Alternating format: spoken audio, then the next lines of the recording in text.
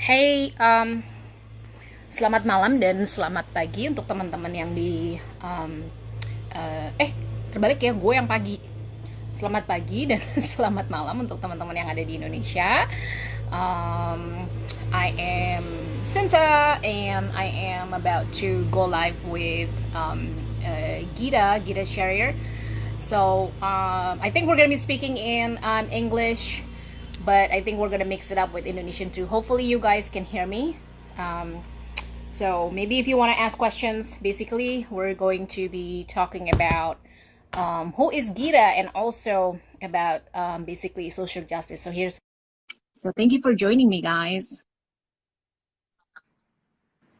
Hey, Git. Hai, apa kabar? Baik. So finally Aku, I get to talk to you. I know. Udah Seru banget, lama seru nih banget. ya. Gimana kabarnya Jakarta?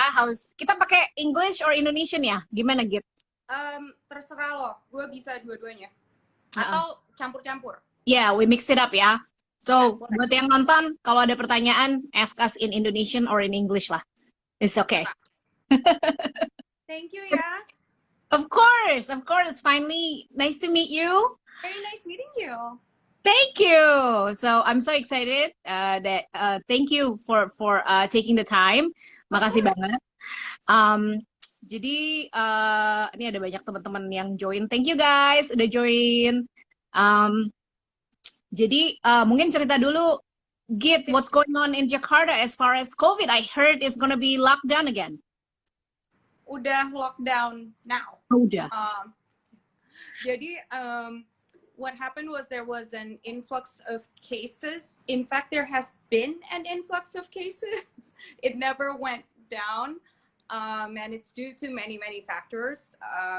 But right now, what they decided to do since Monday was to have a lockdown, except that they are making the malls open, but at a much lower capacity.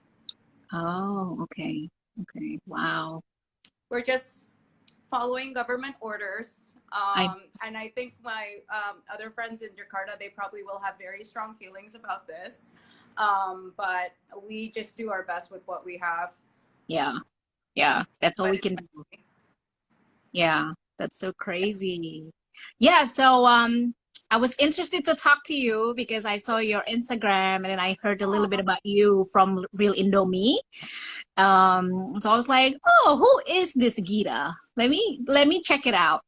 So was so interested to hear that you are the co-founder of Our Fitness. So yeah. maybe if you can tell me a little bit, apa sih Our Fitness to apa gitu? Yeah. For people who don't know. Okay, sip. Jadi Our Fitness adalah butik fitness brand di Indonesia, tetapi kita itu mau fokus juga ke physical dan mental health. Karena fitness itu bukan berarti kita selalu olahraga kan. Fitness itu juga bisa tentang meditasi, tentang inner peace. Dan sebenarnya aku itu ngebuat Our Fitness bukan karena aku itu suka banget olahraga. Sebenarnya olahraga gue biasa aja. Cuman gue suka untuk ngebuat komunitas di mana orang yang gak suka fitness bisa ketemuan dan olahraga, not because they hate their body, but because they appreciate their body.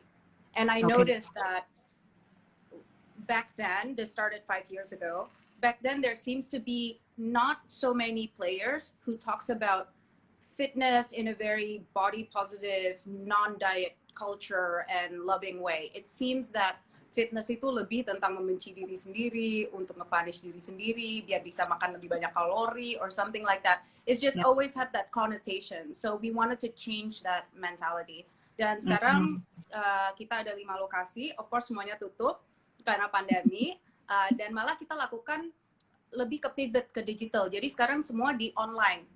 Kalau orang tertarik bisa download app kita namanya Air Fitness, literally Air Fitness, atau check out www.ourfitness.com. Okay, so the R stands for what? I don't know. Just made it up. No, okay. So the first brand was Ride. Jadi dulu kita ada Ride. Okay. So Ride. Udah gitu we had a second brand setelah itu Rave. Terus kita mikirnya ini air semua, ya udah kita bikin aja air fitness. I know sangat nggak bermakna kan, but that's the real story. I wish I can make it sexier than that, but it's really not. Well, you can, you can. I'm sure you I can. You can could. figure. Yeah, you can. I'll figure it out after this. Yeah. Berarti if I want to download the app and then do it from here, I can though, right? Okay. Yeah, Oh, I maybe can I try. will try it. Oh, thank you. Yeah, Kita ada maybe I banyak will try. kelas, semua kelasnya juga lewat Zoom. So, Oh, okay. Great. That's good to know. Good to know. Soalnya, gue tuh lebih orang yang ini ya. So I'm a traditional dancer. Jadi I'm also teaching traditional dance di Philadelphia. you're So, amazing. tapi once a week gitu kan. So, Awesome. apa namanya? It's not like ini ya, high intensity cardio gitu ya. Yeah, So maybe it's a little bit different when it comes to super like hard. cardio because I'm more teaching and Yeah. then begitu gue harus nari kayak kemarin gue perform Cendrawasih dance itu ngos-ngosan. I'm like, oh, I'm so tired because I Do have to fly. Cendrawasih dance? Yeah. So yeah, Keren banget. so we have a group called Modero and Company. It's on Instagram too. Dude, this is amazing. I'm so glad karena tarian-tarian tradisional itu sekarang udah banyak yang nggak, udah banyak yang disappearing karena Exactly. salah generasiku juga kan. So karena kita Well, emang I don't know if it's like salah gitu loh. I know, bukannya salah, tetapi maksudnya pengetahuan kita tentang traditional dances itu sekarang aku lihat udah agak disappearing, tetapi of course banyak movement sekarang untuk ngebawa itu kembali. Oh, by the way, Yeah. some of my best friends are here in this. Oh, yay! Welcome everyone. Yeah, jadi just a little bit about me aja because we actually want to talk about you, but just a little bit about me Oh aja. gosh. So Okay. basically, I live like around Philadelphia area. I'm a traditional dance artist, tapi I see myself as more like a social justice artist too. And the Yes. reason why is because in Philadelphia itu ada sekitar 5.000 orang Indonesia. It's so unique because Yeah. I mean you've been to Philadelphia but like I according used to to live there. okay. So according to the data, waktu sebelum pemilu kemarin itu tuh 5.000 orang Indonesia di Philadelphia. It's concentrated di South Philadelphia gitu.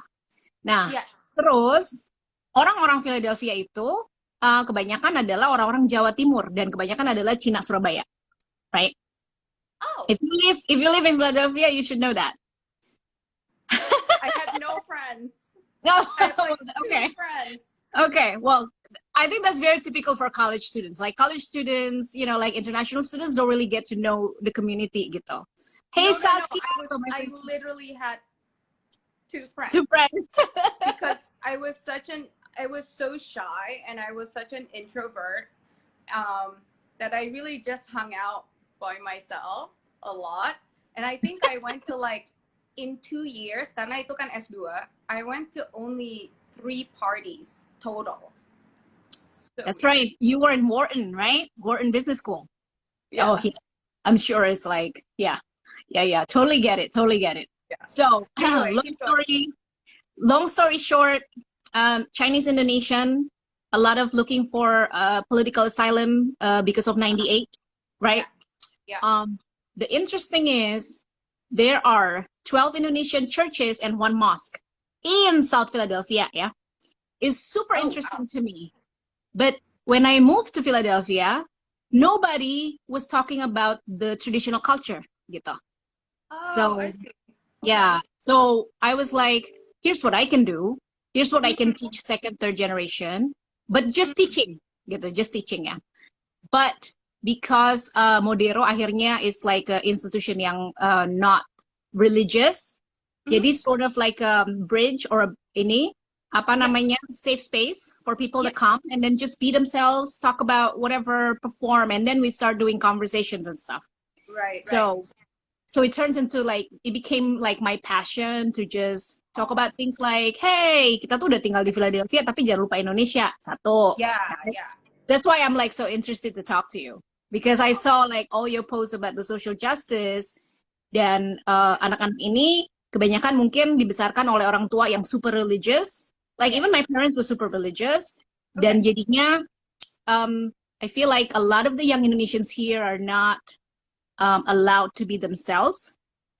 Dan they are American loh, jangan dilupain mereka tuh Indonesian American. Jadi, you know, the values is different, right? So you can't force them to be in this box gitu. So yeah, that's what I do. That's why I'm like, oh, I gotta talk to like Indonesians who are in Indonesia because I see that you all also a little bit more apa ya, woke gitu, more aware gitu. So that's why. We're trying. So that's why. So we can like share information. So my question is to you.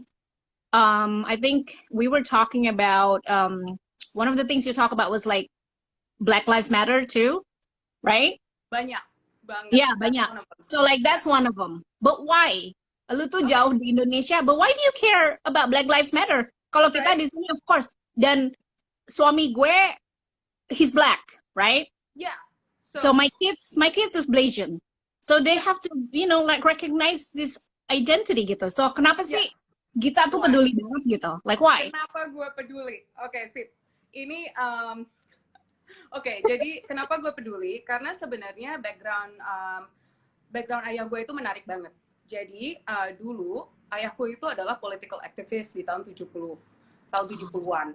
Nah, karena salah satu demo dia itu menjadi besar sekali, kira-kira beberapa puluh ribu orang, banyak ya, dan dia adalah salah satu organizernya, dia dimasukin ke penjara oleh Soeharto selama 4,5 tahun.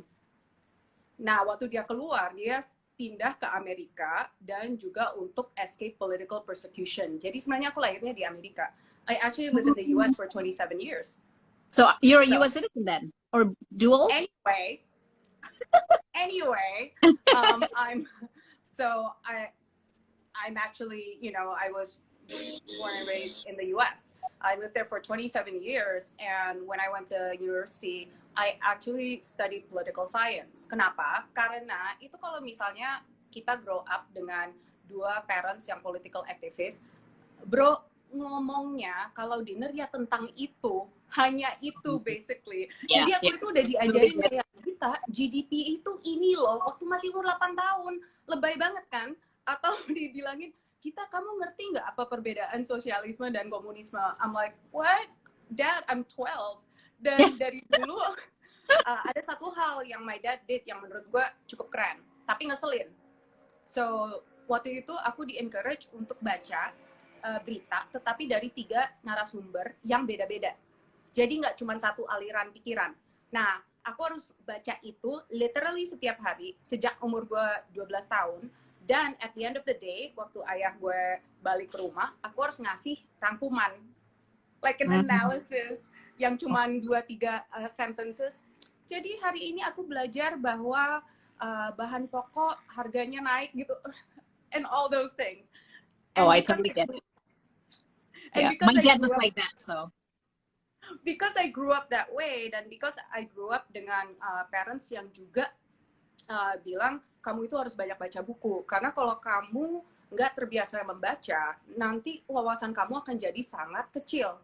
Nah, sebenarnya yang kita perlukan itu adalah healthy debate and discussion. Dan ini adalah yang mulai berkurang sekarang ini. Makanya aku masuk jurusan political science waktu itu, yang memberikan aku infrastruktur yang sangat bagus untuk mulai mengerti apa perbedaan sisi pandang untuk melihat teorem-teorem politik yang ada. Be careful, I'm a nerd. So, I will step back now, biar nggak terlalu masuk kemana-mana tangentnya. But basically, because of how I grew up, I ended up really loving reading, listening to the news, and trying to understand different viewpoints of things. And if you look at the different viewpoints of things and you keep reading about a lot of things, you see that the world is actually very, very interrelated. Yeah. Nggak ada yang namanya satu negara, dan satu negara itu nggak ada hubungannya dengan yang lain. Nggak ada. Setiap negara pasti ada hubungannya dengan yang lain, whether they want it or not. Right? Because that's what globalization, and actually that's just what the economy is like. The world is interwebbed, essentially. Jadi walaupun kelihatannya, siapa peduli, itu kan movementnya di Amerika. sebenarnya of course kita peduli sebagai negara ketiga dan keempat terbesar di dunia, kita itu banyak relationship-nya juga. Jadi nggak bisa, it's not as simple as saying itu movement di sana, aku di sini. Because one thing that we need to be careful about is this concept of exceptionalism, where oh, we're so different from you, we can't learn anything from you. That's exceptionalism, and it tends to happen with countries that are very large. So due to the size and diversity of your nation, sometimes the mass psyche is to go, I can't learn from other places because I'm so different, right? So But true. that's not true. So true. When you learn history, you realize that you're never really that different. And unless historinya sudah bisa kita reconcile dan sudah bisa kita benar-benar pelajarin, you're bound to make the same mistakes. Begitulah. Ya, ya, ya, ya. Wah, seru banget, seru banget. So, by the way, I just wanna address, ada yang bilang senang sama kalung gue. Ya, nanti gue kirimin linknya ya. I like it too, it's cool. Yeah, it's like a paper clip. I just thought like, oh, I'm also like a nerd. Like I feel like I'm like doing all this, I'm writing all the time, right? So I feel like paperclip is like a part of me. Um, Also ada yang komen in Indonesia we can only choose one nationality. Actually, I know about that. I was just Yeah, joking. Soalnya banyak orang Indonesia yang masih pakai paspor Indonesia, masih paspor pakai. Yeah. ini So, masih gitu loh. So it was just a joke. So I'm impressed, yeah. So I can relate to your dad because my dad is actually one of the people who founded Pelita Harapan, and he was I went there. oh, did you? So yeah, my dad was Okay. like one of the founder of the sekolah and universitas. Nobody really knows. So he passed away. Okay, I'm So so sorry. we were close with like Johannes Untoro, sama well, not really with James Yadi, but like we know Pak Johannes to like pretty close. Right. But he was kind of like your dad, but his field is a little bit more human resource. Like he's a Yeah. human resource. Yeah. Jadi like he actually told me to read the 7 Habits and translate it. And I'm like, what the, you know, like when you're a teenager, he actually sent me to typing schools. Belajar ngetik. Oh, wow, that's awesome. I mean, Oh, that's it was so good. It was cool. good. I appreciate it. Yeah. Karena I'm typing like crazy, right? Dan my sister, jadi kita tuh 2 girls and 2 boys. And my sister also, both of us were sent to secretary school. Ingat nggak? Masih ada nggak tuh sekolah sekretaris? Masih ada nggak ya? Aku nggak tahu. Nggak tahu. Because like I feel Wow, like that's weird. yeah. So, but it's useful ya. Waktu itu like I'm like thinking, oh, I really don't want to do this. And gue tuh agak-agak tomboy, right? Like when I was young tuh I was Right. like tomboy, nge-rap di band gitu. Ke pensi gitu lah. You know, like I was like that. Like I'm probably older than you. But totally relate to everything that you're saying. So that's good to know. Dan gue juga I talked to other young Indonesians, especially from Project Buzz. So impressed with Angie and her team who are in high school and like actually talking about colorism, talking about Papua gitu tuh. I'm so impressed gitu. Yeah. I know it's like honestly kok orang-orang yang di Indonesia tuh sangat peduli, but then here kita di hush-hush with like our own people in our own community gitu. So sometimes like I'm like wondering why you're already in America, but your mentality hasn't changed, ya kan? I think it depends, right? Yeah, I think it depends. Jadi one of the things that I noticed juga, biasanya immigration, kalau misalnya orang immigrate ke sebuah daerah, emang ada sociological theorem yang dimana mereka malah lebih mencoba gripping to the tradition that they have, so that they don't lose it gitu. Jadi kadang-kadang kalau kita lihat misalnya immigration yang dari tahun 70-an, 80-an atau 60-an let's say, kenapa orang tuanya kok malah jadi lebih konservatif dari misalnya and you know in the native country gitu. And a lot of it is because they are trying to hold on to the culture, which has some pros and cons, of course. Yeah. But I think you're also exposed to like kind of the different side of Indonesian type of people, type of young people too. So. Oh yeah. So what's interesting is the young people who I talk to, because now they're in high school, right? They're Mhm. more like second and now maybe third generations. They actually really care about social issues, Cool. which is amazing. So, gua merasa hopeful ya. I'm feeling very hopeful. Good. The parents may be a little bit more conservative, but also sometimes I have to remind myself, orang-orang ini tuh sometimes they did go through trauma, so Yes. it is easier to just live in a bubble sometimes Of in your course. comfort Yeah. zone, Yeah. right? It is easier to just make friends in your own church instead of Yeah. making friends with Americans because Yep. maybe it's different.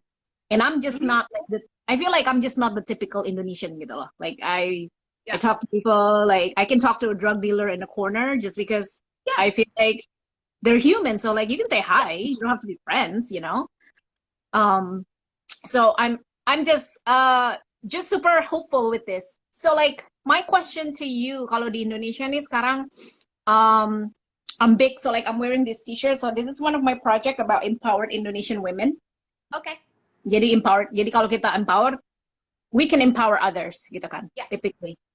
Kalau sebenarnya kalau isu-isu seperti perempuan di Indonesia sekarang gimana? Because I was Okay. talking to like a few other activists yang Yeah. apa namanya? Yang soal kawin tangkap di Zumba. So I actually talked to them and we What? did a Zoom call about that because they're from Yep. Sumba, they're perempuan aktivis. Yeah. How is everything as far as perempuan Indonesia, like issues with Yeah. perempuan Indonesia? Yeah. I think kalau tentang aktivisme sekitar masalah perempuan, as you know, kita itu kan juga dari negara yang patriarkal, tetapi yang orang selalu lupa bahwa salah satu society, if not the largest matriarkal, itu sebenarnya di Indonesia. So it's something a lot of people don't know. One of the largest, if not the largest, matriarchal society in the entire world is actually in Indonesia. Dan itu adalah background dari ayahku. So in my family, it's actually a matriarch, which is a little weird. But we ended up, I think my parents ended up blending it more.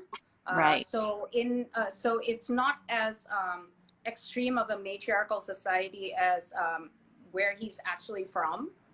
And it's more of a kind of like a blend, so it's more equal, but definitely both parties bring something to the table in terms of income, parenting, and things like that. My dad, changed my diaper. My dad was a stay-at-home dad at one point. My mom was a stay-at-home mom, vice versa, all of that stuff. But overall, mayoritas adalah patriarkal, dan patriarkal itu sebenarnya bukan terjadi strukturnya karena laki-laki semua jahat.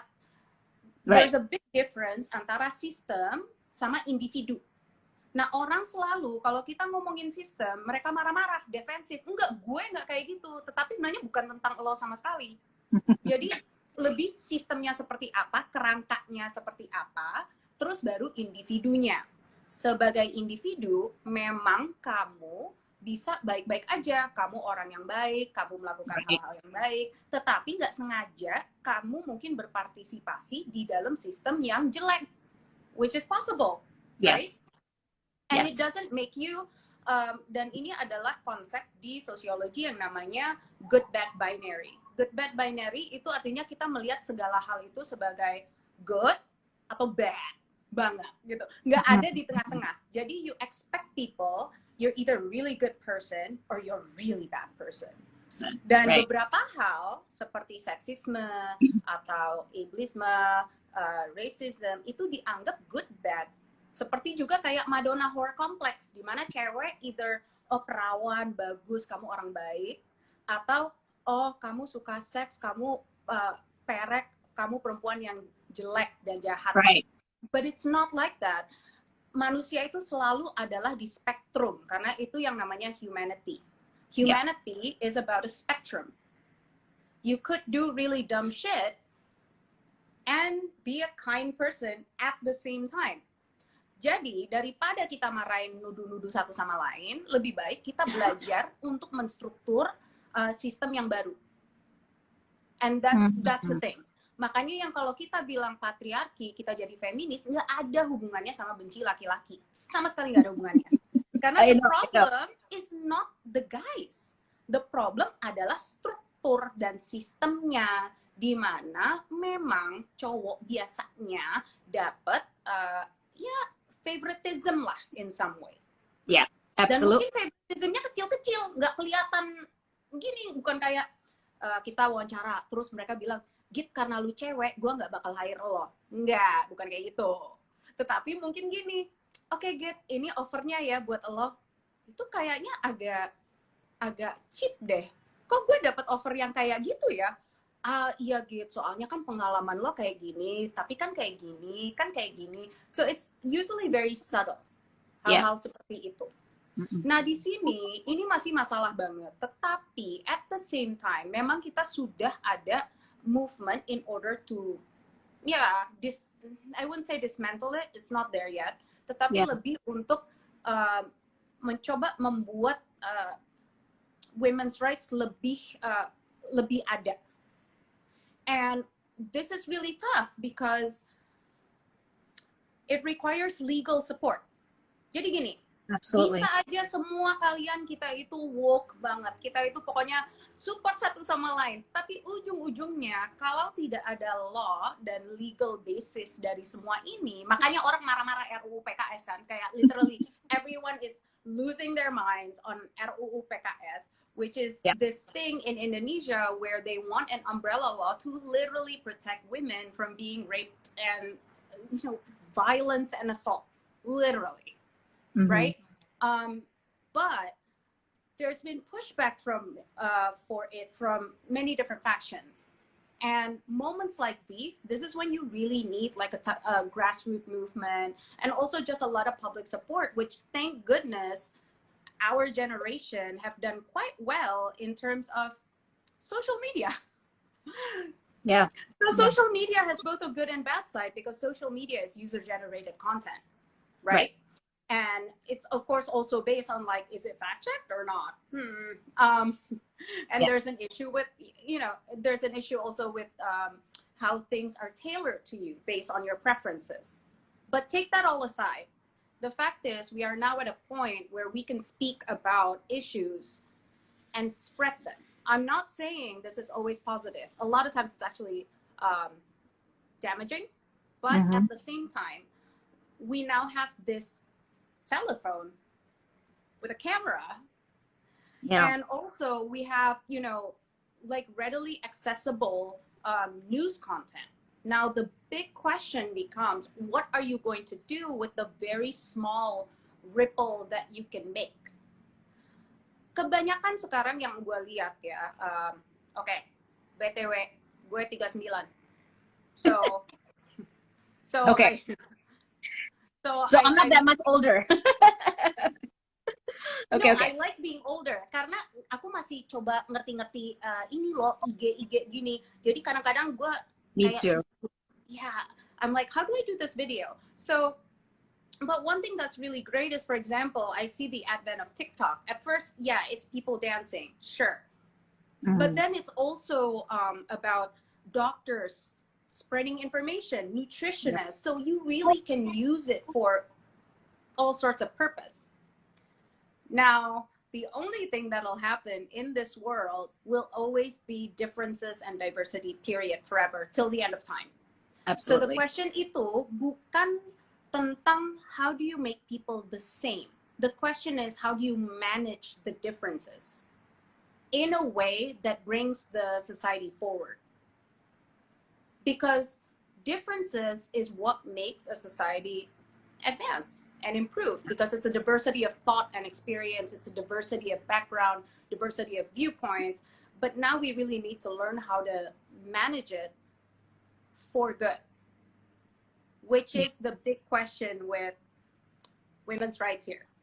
It really is. How can we manage these differences? We have the factions of the more conservative Muslim groups, we have, the feminist groups, we have all these groups. But actually, when you get down to the humanity of it, people want to be treated like humans, all humans, period. It doesn't matter how you but I don't care. Starting from the most conservative, the most, you know, like socialist person, no, doesn't matter. Every single person ever just wants to be treated like a human being. Yeah, yeah, absolutely. But that's it. But the problem is when you start seeing, if I treat this person like this, that means I get treated like this. And that is the constant struggle. So Yeah. we have to position women's rights here. By the way, my mom is way better at this because she's a PhD with 40 years of like women's rights activism. She's written books on it. Kalau mau beli silahkan Rumah Janda. My mom doesn't know bahwa aku lagi jualan buku dia di sini. Ya, Jadi Mom. namanya Rumah Janda oleh Kartini Syahrir. Dan di situ dia ngomongin juga tentang aktivisme dia dan bagaimana setelah ayahku meninggal, dia itu dianggap janda as if it's something bad. Oh, been there. Dan, Yeah, I've been there. Dan dianggap, oh, janda is quote unquote pre-love. Emang mobil, pre-use. Yeah, yeah. Emang baju gitu. Right, Dan right. dia explore patriarki itu seperti apa. Karena patriarki itu bukan ngefek ke perempuan doang. Ngefeknya ke cowok malah juga. And people forget that. Yeah. Kalau patriarki, oke, perempuan jadi lebih susah ini, di pressure seperti ini, di oppress seperti ini. Tetapi you look at men too. Dan kita harus ngebikin ada kesadaran ini bahwa sistem-sistem yang dibuat dengan basis untuk membagi-bagi orang, divide dan conquer mereka, over time pasti ngefeknya jelek ke literally semua orang yang di dalam sistem itu. Karena basisnya itu sendiri aja udah ngebagi-bagi orang. So, yeah. So interesting. You know, like that's the kind of thing yang mungkin harus diarticulate untuk orang-orang yang nggak mikir sampai ke situ. You know, sometimes this is why you shouldn't look at people bad, good, you know, karena kita semua, you know, like everything that you just say, gitu ya. Dan mungkin untuk teman-teman nih, those of you who are watching in the US and also di Indonesia, this is why sometimes it's important to vote untuk ikutan pemilu. Because that's part of your, ini loh, jadi like for me, I see it as a kendaraan gitu, pemilu itu. Nah, jadi si calon itu mungkin akan mendekatkan kita untuk tujuan yang tadi tuh. Nah, jadi kalau si calon itu nggak mendukung women's issues, that's a big problem for me, gitu loh. Itu yang harus, sometimes we have to think about it. Apalagi yang lagi di US, you think about it. Siapa yang, you know, like, don't label it as Republican, Democrat. Look at the person. Just look at the person. You know? Apakah orang ini beneran peduli? Apakah orang ini bakalan membawa isu-isu ini dan dijadikan law? Because like Gita say, you know, we can scream until we're blue. Kita bisa demo di DPR sampai ada yang mati di mana-mana, but it's not gonna happen if it's not gonna become a law. That's the whole goal gitu. Nanti kapan-kapan boleh nih, Mama bisa diajak ngobrol-ngobrol kan nih? Yes, dia suka banget. My mom itu udah jadi pro lewat Zoom. Sekarang dia lagi nanya, Git, gimana sih cara bikin IG? I'm like, oh my god, please don't be on IG. Karena terakhir kali dia masuk Facebook, dia itu ngeposting terus nge-text gue, Git, kamu udah nge-like foto ibu nggak? I'm like, wow, my mom is such a boss. Tetapi emang dia kayak gitu. And I think the thing is with elections juga kan, one of the biggest issue dengan politik sekarang adalah persepsi bahwa ini binary. Dan binary thinking itu adalah sangat berbahaya. Karena binary thinking membuat kita gini, kalau gue anti dia, gue pro dia. Exactly. Ya kan? Kalau gue nggak suka satu hal tentang kamu, artinya gue benci sama kamu. Very very binary. Once again, selalu betul banget. Lu salah, lu bener. Lu salah, lu bener. Jadi ayahku dulu adalah salah satu founder of this think tank dan juga setelah itu political party that died. But one of his legacy is politik akal sehat. So politik akal sehat itu adalah tentang seperti yang dibilang tadi, bukan tentang membuat semua orang sama, tetapi bagaimana mengelola perbedaan. AKA bineka tunggal ika kan, yang selalu kita omongin. Tetapi sebenarnya in practice, do we actually practice it? Right, right. We love talking about it. kita bilang kita nasionalis, kita bilang kita cinta Indonesia, tetapi sebenarnya kalau kita cinta Indonesia, satu, kita tahu nggak Indonesia? Tahu nggak sejarahnya apa? Tahu nggak masalahnya apa? Tahu Exactly. nggak pemimpinnya apa? Mikirnya kayak apa? Dan juga kedua adalah kita berpartisipasi nggak? Kita benar-benar live according to the values apa enggak? Gitu. Jadi nggak bisa kita cepet ngomong Indo korup gitu. Nggak apa-apa. Kita harus malah, if you love your country, Yeah. you have to You have to be criticize critical. it. You have to Absolutely. criticize it because you have to make your country better. If you don't criticize it, you can't make things better. Masa lu pacaran sama orang terus udah gitu orangnya screw everything up and you're like, oh honey, Yeah. you're amazing. Absolutely. Banget, banget. That'll never happen, right? So if you really, really love something, you have to find a way to make it better. Yeah. And that's why kita harus hati-hati dengan sistem binary ini, di mana kita lihat, oh, politik itu aku either sama dia atau sama dia. Nah, kita harus berani punya voice kita sendiri, which I will say is extremely hard. Tetapi daripada mikir, gue gimana nih? I have to change people's thinking. Kita ada 270 juta orang. Amerika ada 300 juta orang. Gue gimana nih? Gue nggak bisa. Gue give up. Itu namanya apolitical. Tetapi masalahnya dengan apolitical is political. If you're apolitical, kalau kamu nggak peduli politik, kamu itu baru melakukan sesuatu yang political. Yeah. It's a stance, actually. Kalau kamu bilang, gue nggak mau ikutan, itu sendiri adalah ikutan. Yeah. You're showing your stance. Betul. Ya, ini sama aja kalau lu ngelihat somebody in front of you ditabokin, terus lu nggak ngebantu sama sekali, you are guilty of that person ditabokin, because you did nothing. Right. Your silence is complicit, gitu kan? You're just complicit. Ya udah, gitu. As long as you're okay with your life like that, ya it is what it is, kan? Tetapi, daripada kita mikirnya, kita komplain tentang, as my dad said, you can complain about the dark all you want, or you can start to light a candle. Good one tuh. Itu quote-nya boleh di-quote nggak tuh dari Dad? You can quote my dad on that. I will.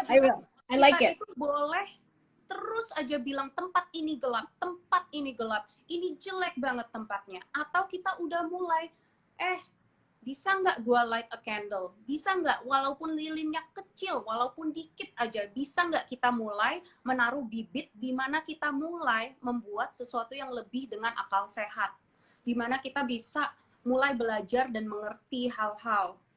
Is it a huge issue? Yes. Apakah harus kita melihatnya, kalau gue nggak bisa mengubah ini sekarang di hidup gue, it's over? It's not. It's not over. Tapi it will be over kalau kita nggak melakukan apa-apa. So basically, kalau kita sekarang nih bilang, emang nggak bakal, nothing will change. It's over. You're right. It will definitely be over. For sure. Tetapi, just understand, kalau kamu nanti leave this world, what do you want your legacy to be? Exactly. Apakah kamu mau jadi nanti orang yang dimana dunia porak-poranda, tetapi, hey, I watch over myself, who cares? If actually that's what you want, alright, you do you, gitu kan? Aku juga nggak bisa judge lo, karena who knows what's going on with your life, right? Tetapi, or do you want to go back and realize, kamu telah menanam bibit di sesuatu yang positif, yang nanti, mungkin bukan sekarang, tapi berpuluhan tahun dari sekarang, akhirnya membuat a better place, like a better world. What is it that you want? Karena all you need, sebenarnya, all you need adalah satu orang doang. Just one. Yep, very true. Gila, interesting banget ya. So, you touch a little bit on patriarchy dan juga soal binary. Jadi, I think it's like a good segue. I'm gonna ask you about this. So, hopefully you can be ini deh, apa namanya, comfortable talking about this. I don't know. So I want to ask about LGBT issues in Indonesia, ya. Karena gue juga banyak belajar, karena gue dibesarkan secara Kristen gitu. And for some people, they think this is a lifestyle, and it's not. this is a sexual orientation, and it's so hard, Gita, so hard to explain, even to some people here ya. Dan menurut orang, ya still itu still pilihan gitu ya, still kayak gitu. And then I dig deeper, like maybe a few months ago, to Indonesian traditional ini, pokoknya our traditional culture ya. Oke. Dan gue sebagai penari Bali, ya gue bukan master, but sebagai penari Bali, gue tuh harus bisa nari cewek, cowok, dan bebancihan, you know. Yes. So it's in between, you know, like you can actually do everything, gitu. You can do both.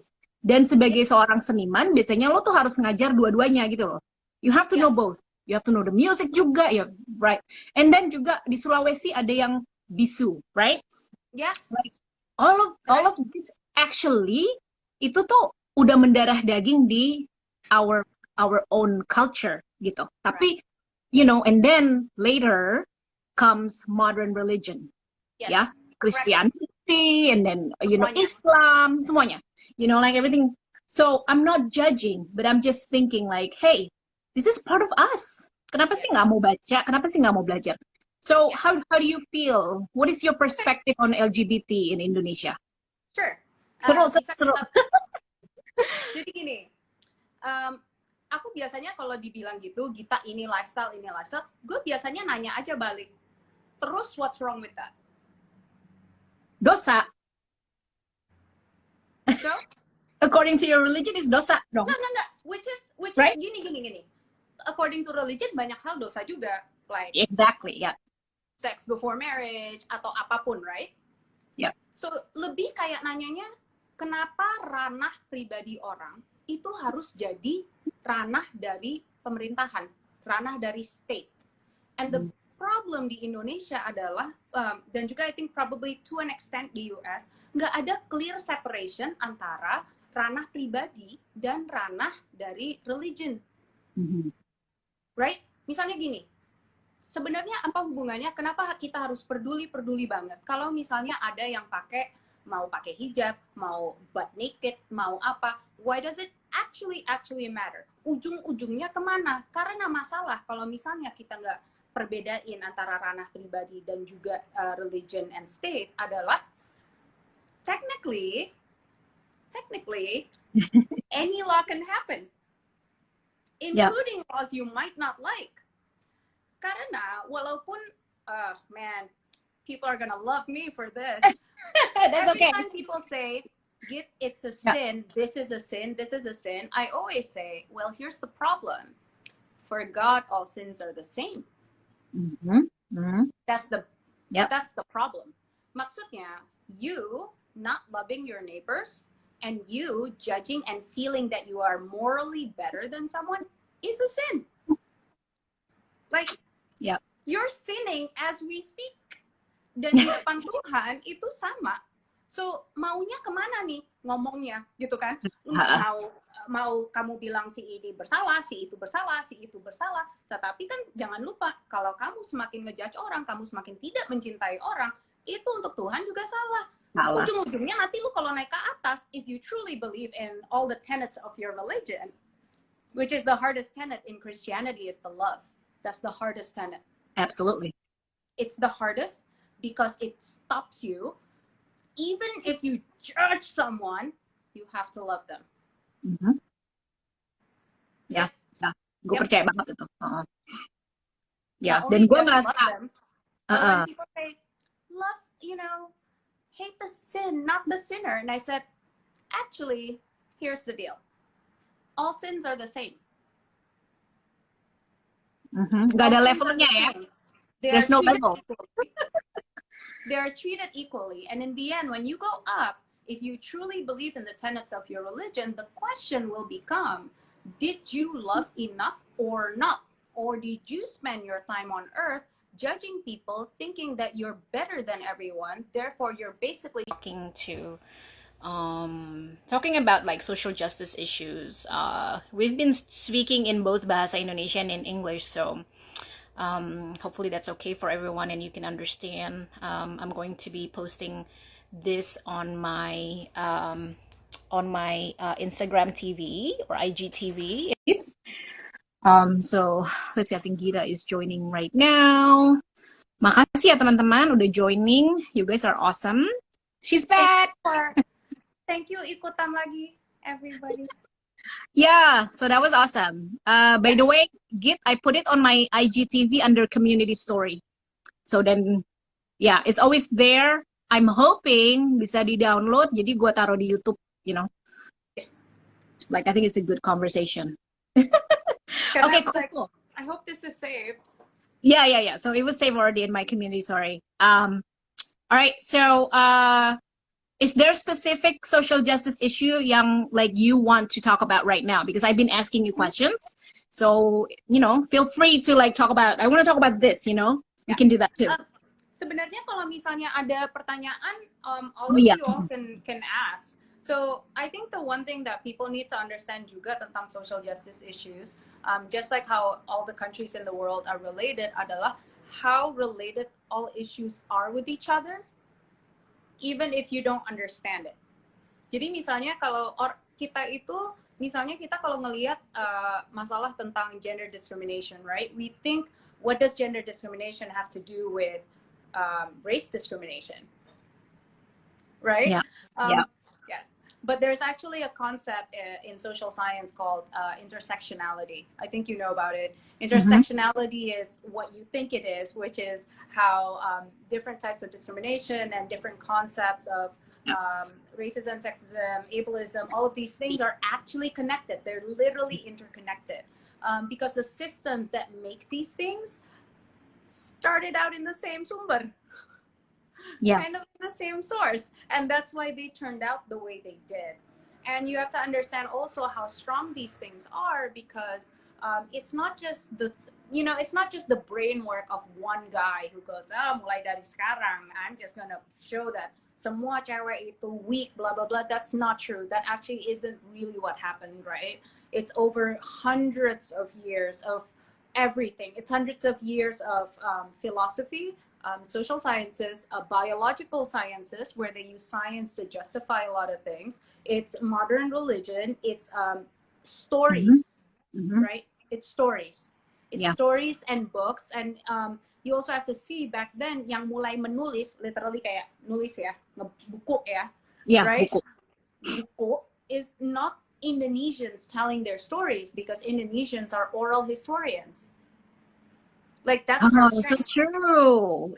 So like, if you think about sejarah Indonesia, you have to understand yang menulis buku sejarah Indonesia itu in the beginning wasn't actually Indonesians yang keluarnya kemana-mana, right? Because Indonesians again are oral historians. That's literally our history, and it makes us to become extremely strong storytellers that can create stories that will really, I think if you understand it, if you read it, fable orang Indonesia itu, it will really challenge the way you look at morality, the way you look at, the way you look at good and bad, and all of these things, because it's very sophisticated. It's more sophisticated than people think.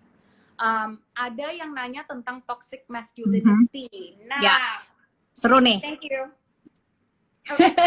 Toxic masculinity, again, ini kan like I said, ini kan ada juga basisnya dari patriarki, dan dari patriarki itu pasti ada basisnya dengan ras, dan juga dengan your sexual preferences. Jadi semuanya itu benar-benar everything's related.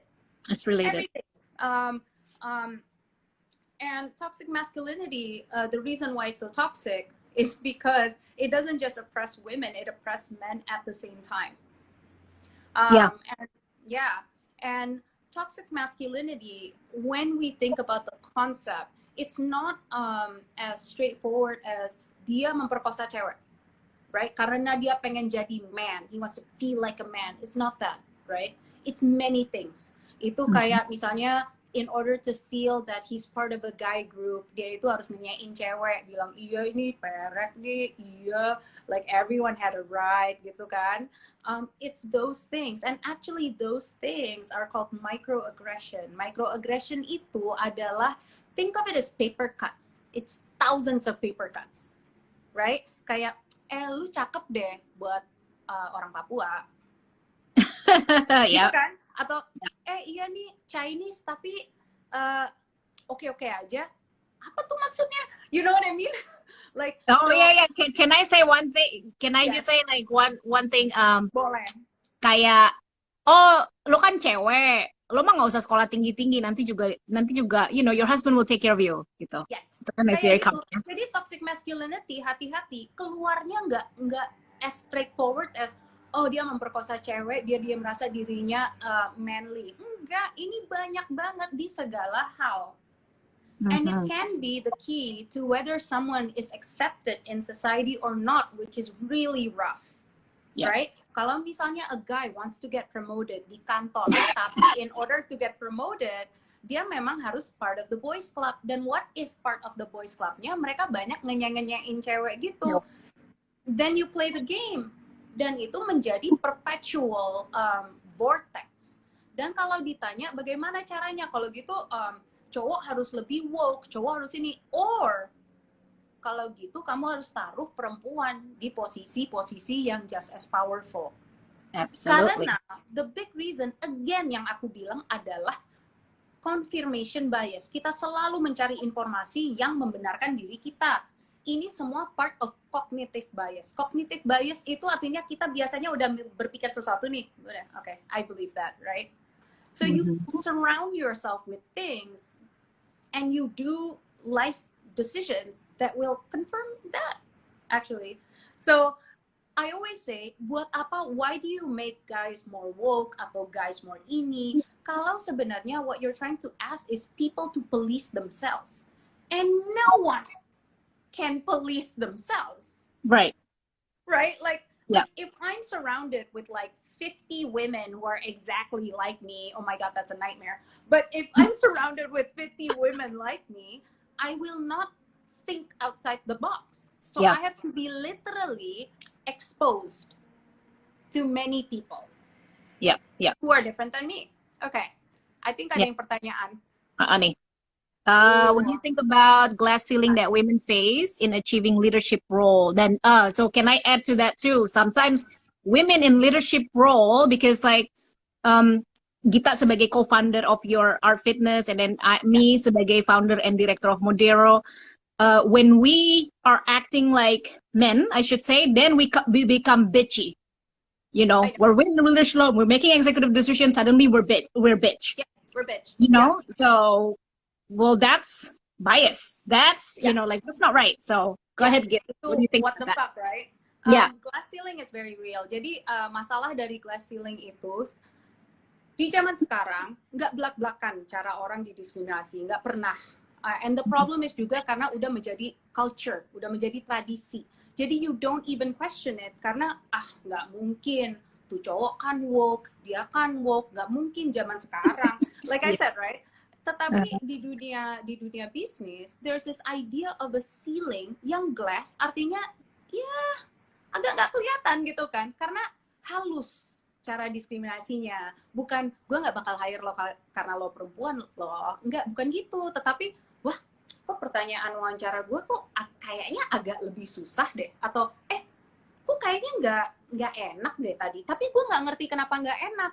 Tuh, itu juga be careful of that. Kalau God lo bilang gue kayaknya tadi pertanyaannya nggak bener deh, tapi gue nggak tahu kenapa ya. It feels wrong. Nah, ternyata Harvard Business Review did a study on this. Harvard Business Review, yang kalian semua bisa Google, did a study that women founders are asked different questions than male founders by venture capital. So this was a study, I think, in 2017 or 2018. I'm not quite sure, but you can Google it yourself. It's very famous. And it turns out 69% of female founders are asked different type of questions that make them more defensive of their business. Dan karena defensive dan jadi agresif, it actually gave them less funding over 5 years. Yeah, this is systemic discrimination, by the way, everybody. Yes. Or gender discrimination. Yes, and another famous thing is kalau semua female founders di seluruh dunia di-combine globally, seluruh terserah, every single company founded by females, if you measure their funding kita semua combined all over the world is less than one cigarette company. Yeah. So 98% venture capital funding goes into men founders. That's weird. Yeah, it's not right. So all female founders combined have in the world have raised less money than Juul. Juul is just one cigarette company. FYI, one e-cigarette company. And because of that, there is that concept of a glass ceiling. And because of that, there is unfortunately this need to lean in. Lean In is a very famous book by Sheryl Sandberg.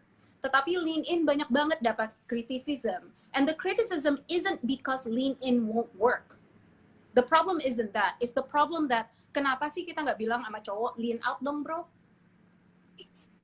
Yeah. Why Kenapa don't you harus tell men to lean out? Yeah. Like, This is like it's tough, Git, because this is like my dad used to talk about this. This is paradigm shifting, gitu. Karena kita selalu ngeliatnya tuh gini, gitu loh. Jadi like the minute you do this, suddenly you become a rebel, gitu. Lo udah nggak sejalan sama gue, gitu kan? So funny because so you talk about that. It's so funny because I just learned this yesterday. Jadi there's a project project management software company called Slack. I don't know if you know about it. Yeah. Okay. So the founder was a woman of color.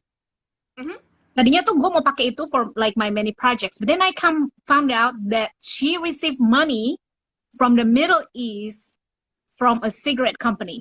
So I'm like, like, should I still support? Because I'm like, I love this, but then like you receive money from this Middle East company, and it's a cigarette company. I don't know, like, and dilemma. It's tough. And that's going to be a personal preference. But for me, maybe because I'm a female founder, dan aku itu udah pernah di-reject kira-kira 145 kali, something like that. It's a lot, which is okay because it teaches me patience. Jadi lebih banyak meditasi. Tetapi juga it teaches me bukan hanya ada glass ceiling, but there's this concept also of once a woman is at a situation, sometimes they hire and promote women kalau misalnya ada a paradigm shift in the economy itself. Jadi kalau misalnya ekonominya itu hancur, they're like, okay, now time for diversity, you hire a woman. Then they inherited a really shitty project. Yeah. And then it's either go time or they fail completely. Right? And that's also another issue with the glass ceiling that we have. Not only how do you get past the glass ceiling, tetapi juga once you're there, how do you not fall through the glass ceiling lagi? Yeah. Right? So this is really tough. I mean, I think this has to, like I said, this is a systemic issue. Of course, we can complain about it all we want, but in the end, each person have to take whatever they can do and light a candle, although it's so dark, right? Yeah. So from my perspective is I do try to encourage women to go for funding, to create large businesses. Jangan takut, pokoknya make yourself into like a ginormous, behemoth if you can. Create massive impact. And the reason why I encourage women to dream that big is not because I think a bigger scale is better than a smaller scale. There's no such thing because that's personal preference. But it does inspire people who look up to you. It inspires people and women and girls yang bilang, ternyata gue bisa loh kayak gitu. Ternyata gue nanti bisa jadi businessman. Ternyata gue bisa seperti dia. Ternyata aku bisa I can be just like my mom. Because my mom is so badass. See, that's the thing, friends. Sometimes maybe staying at one company, you kind of stuck, in that glass ceiling. But maybe think about it. Maybe you should start your own company. Then you can do more things. I think we need more women entrepreneur di Indonesia gitu. Udah banyak jalurnya. You're gonna like get a lot of obstacles lah. Pasti akan banyak, but I think you can do it. Gue juga ngalamin macam-macam, like just to get a grant, di sini, because we are women, it's all of these things. But you cannot give up. If it's something that you believe in, I think definitely I mean, now this is like a business ini. Definitely network, because then you meet people like Gita, who's gonna be like, you know, so supportive. Maybe she's sitting on the board of this grand panelist, you know. So now I'm sitting on like board panelist. So now I actually have the capacity to like say like, oh yeah, we should support this woman business, you know, like things like that. No, Definitely it's true. network. So I think always think jangan hanya memikir nanti gue dapetnya apa. And the reason kenapa susah kalau kita selalu mikirnya hanya tentang diri kita, karena just think of it this way, dunia itu kan selalu berputar. Kalau lu cuma mikirin diri lo, one day nggak ada yang bakal mikirin lo. The very old age concept of karma. Jadi selalu mikir, kalau gue mikirin diri gue terus, ya suatu hari nanti nggak bakal ada yang mikirin gue.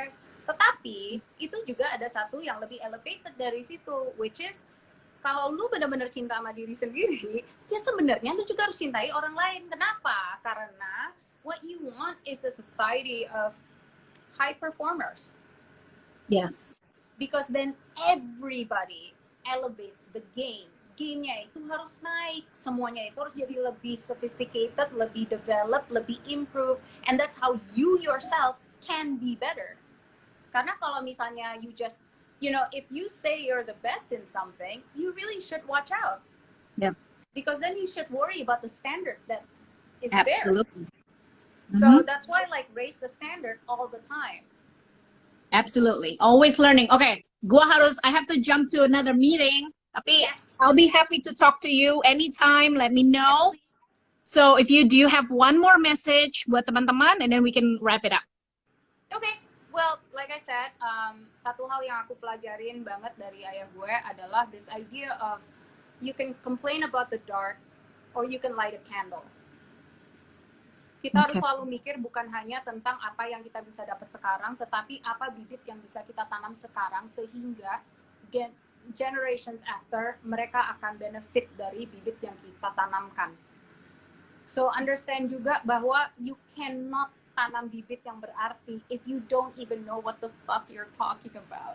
Jadi harus terbiasa baca buku, harus terbiasa ngomong satu sama lain, harus terbiasa melihat bahwa perbedaan itu indah. Karena no one owes you an explanation and it doesn't have to be about you. You don't have to understand something to not respect it.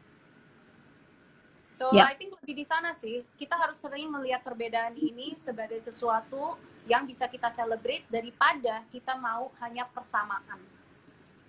Absolutely. Setuju banget. Gita, thank you so much. Gue mau remind everybody, Gita, if you can join me also Friday night, gue bakalan live sama Syah Ali Mustafa. I don't know if you guys know about him. So dia tuh basis Debu ya. Jadi orang Amerika tinggal di Indonesia, masuk Islam, lucu banget karena kalau dilihat dari mukanya, I tell him this all the time, you look like a redneck, tapi ternyata lo Muslim gitu loh. Sementara kalau lo tinggal di Amerika, you're like this redneck who hates Muslim, right? So gue bakalan ngobrol sama Syah Ali nanti hari Jumat. Please come and ask questions. Jumat tuh nanti I will post ya. I forget, but I think it's like Jumat malam there, so Jumat pagi for me. So I'm gonna do like this kind of things, everybody. I'm gonna talk to Gita again. I think I wanna do like a Zoom with your mom and then like the other Indonesian women activists. Bakalan seru banget. You know, we have the time, especially lagi shutdown kan di Jakarta. So please, let's take advantage sambil belajar satu sama lain. Jangan lupa follow Gita ya. Jangan lupa follow Gita, follow me. So thank you so much. Thank you. Super appreciative. Thank you. See you soon. Bye. Bye.